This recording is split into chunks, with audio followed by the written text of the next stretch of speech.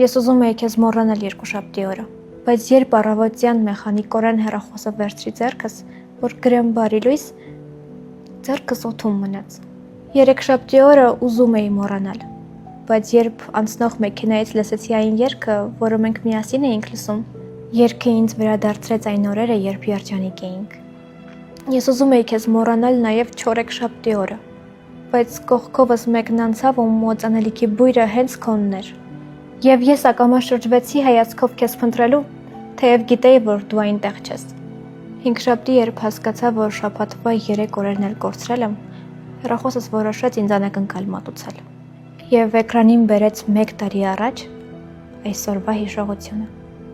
Ուրբաթ օրը ստիպված էի անցնել այն փողոցով, որտեղ մենք շատ ջերմ հիշողություններ ունեինք։ Այդ փողոցով անցնելիս ես հասկացա, որ քաղաքն էլ թույլ չի տալիս, որ քեզ մոռանամ։ Իսկ շաբաթ օրը ոչինչ տեղի չունեցավ։ Բայց երեկոյան, երբ արդեն ազատ ժամանակ ունեի, ես հասկացա, թե որքան շատ տեղ ունես իմ ներսում։ Ես դեռ հույս ունեի կիրակի օրը մոռանալ քեզ, բայց գիշերը ես քեզ տեսա իմ երազում, այնտեղ ամեն ինչ առաջվանն էր։